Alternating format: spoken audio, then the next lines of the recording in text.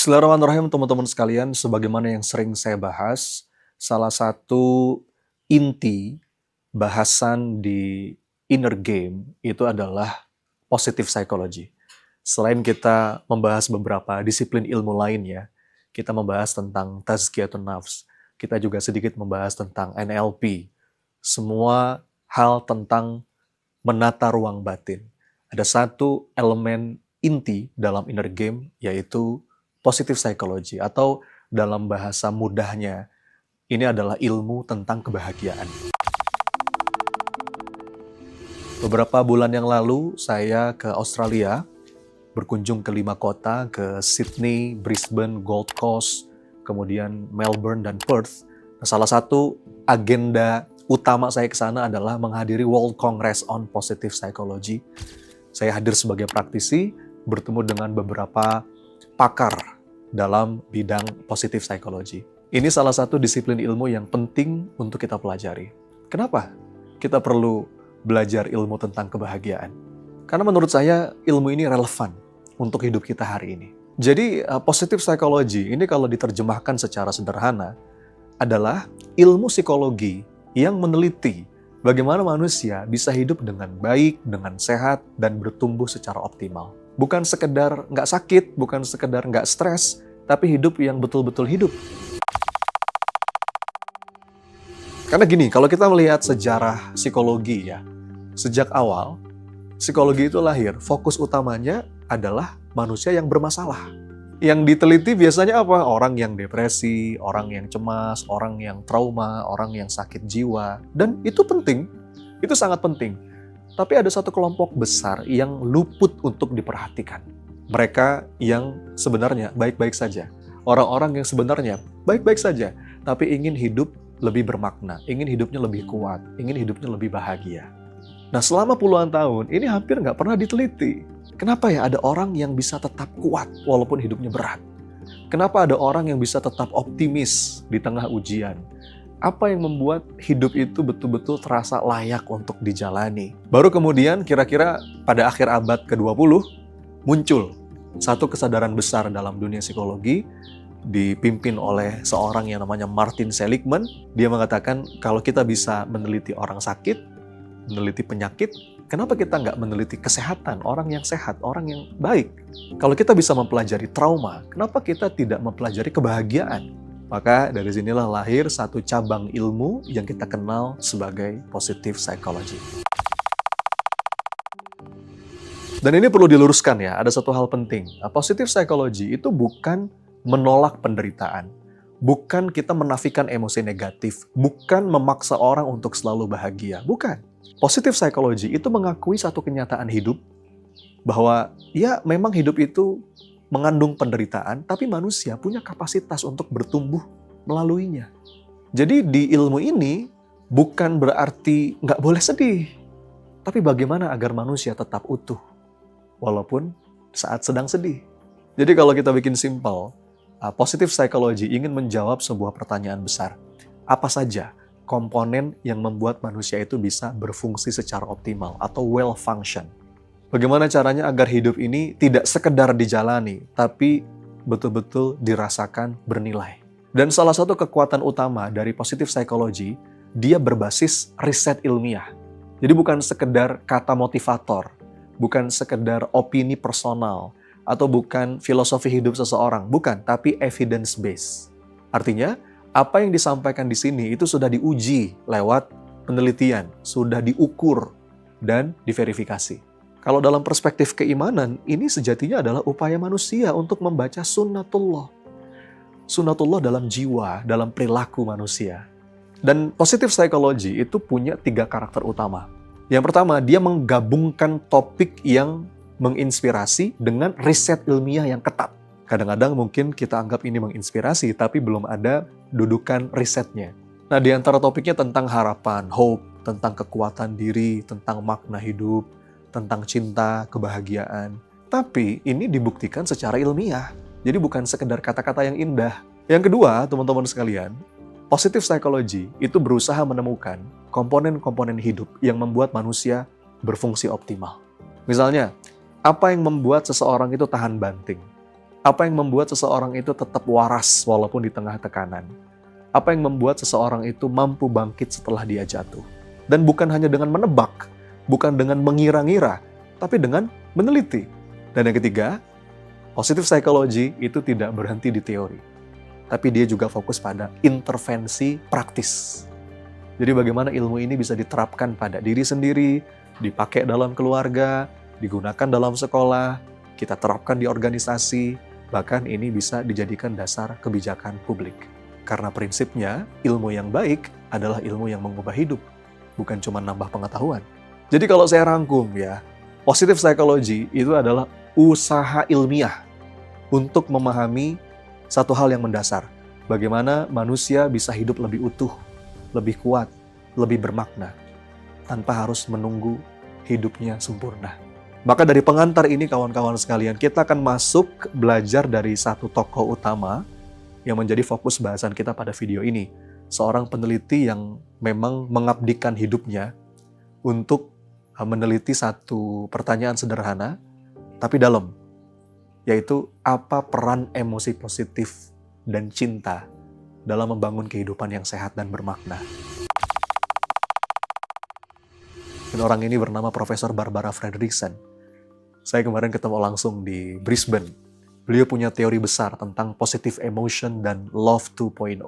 Barbara Fredrickson ini teman-teman, dia bukan motivator, dia bukan pembicara inspirasi, tapi dia ilmuwan. Seorang profesor psikologi yang memang mendedikasikan hidupnya untuk meneliti satu hal yang sering dianggap sepele, yaitu emosi positif. Karena selama bertahun-tahun, emosi positif itu sering dianggap sekedar hiasan hidup. Seneng, ya bagus. Bahagia, ya syukur.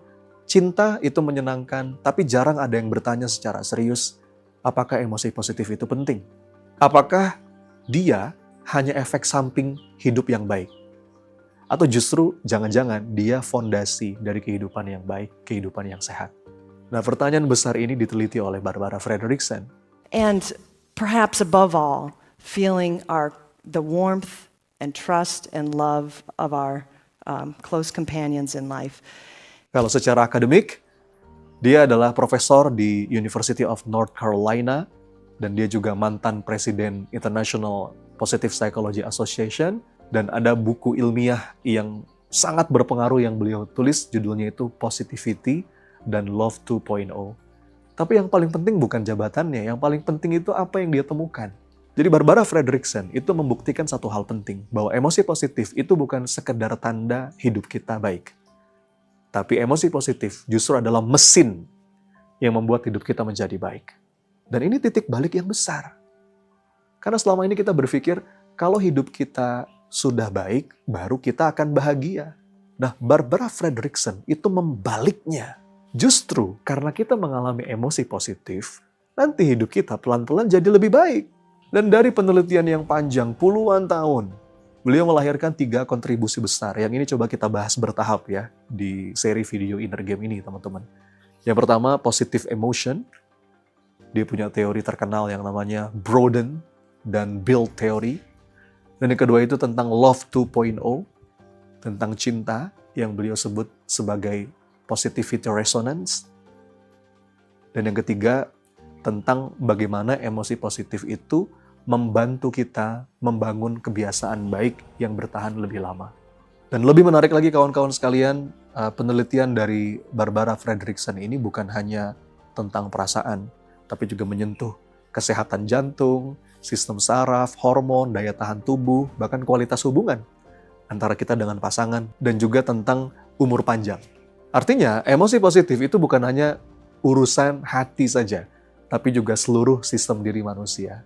Maka jangan heran kalau dalam banyak penelitian itu ditemukan bahwa orang yang lebih sering mengalami emosi positif itu lebih tahan stres, lebih cepat pulih dari sakit, lebih kuat secara mental, lebih sehat secara fisik, dan lebih hangat dalam relasi. Bukan karena hidupnya tanpa masalah, tapi tentang cara tubuh dan jiwa kita merespon. Oke, pelan-pelan sekarang kita masuk ke inti temuan dari Barbara Fredrickson. Dan kita akan mulai dari pertanyaan yang paling dasar. Apa sebetulnya yang dimaksud dengan emosi? Dan mengapa emosi positif yang kecil, emosi positif yang singkat, itu bisa berdampak besar pada hidup kita. Kalau dalam psikologi, kawan-kawan, emosi itu bukan sesuatu yang bertahan lama. Emosi itu singkat. Mungkin bertahan beberapa detik, kadang beberapa menit. Marah sebentar, takut sebentar, senang sebentar, terharu sebentar. Ya, itulah emosi. Jadi saat kita berbicara tentang positive emotion, kita bukan sedang berbicara tentang kebahagiaan seumur hidup atau kepuasan hidup yang jangka panjang atau makna hidup yang besar. Bukan. Kita sedang berbicara tentang letupan-letupan kecil perasaan yang muncul, hilang, muncul, hilang. Itu dalam keseharian kita. Kalau istilah dari Barbara Fredrickson disebut dengan micro moments. Momen-momen kecil yang sering kita anggap sepele. Contohnya apa? Rasa lega setelah kita menarik napas panjang gitu ya. Apalagi rasa hangat ketika disenyumi sama orang lain. Atau rasa syukur ketika kita sadar, oh alhamdulillah masih diberi banyak nikmat oleh Allah. Itu kan letupan-letupan emosi. Atau rasa kagum ketika melihat langit, melihat alam. Atau kagum dengan kebaikan seseorang. Itu kayaknya kecil, singkat, tapi nyata. Dan yang menarik, emosi ini bukan hanya urusan pikiran, tapi emosi itu melibatkan otak, melibatkan jantung, melibatkan sistem saraf, melibatkan hormon. Makanya emosi itu nggak bisa kita atur hanya dengan logika. Mungkin kita bisa berkata, saya tahu ini seharusnya saya nggak marah, tapi tubuh kita udah bereaksi duluan. Detak jantung kita naik, napas kita pendek, otot kita tegang, kan gitu ya orang kalau lagi marah. Dan itu tanda bahwa emosi adalah sistem tubuh dan jiwa yang bekerja bersama. Lalu kalau emosi itu kecil, emosi itu singkat, kenapa harus dibahas panjang lebar? Nah, disinilah letak temuan besar dari Barbara Fredrickson. Beliau menemukan bahwa emosi yang kecil, emosi yang singkat, justru jadi bahan baku utama untuk membangun kehidupan jangka panjang. Nah, dari sini kita masuk ke teori intinya yang sangat terkenal dari beliau, disebut dengan broaden and build theory.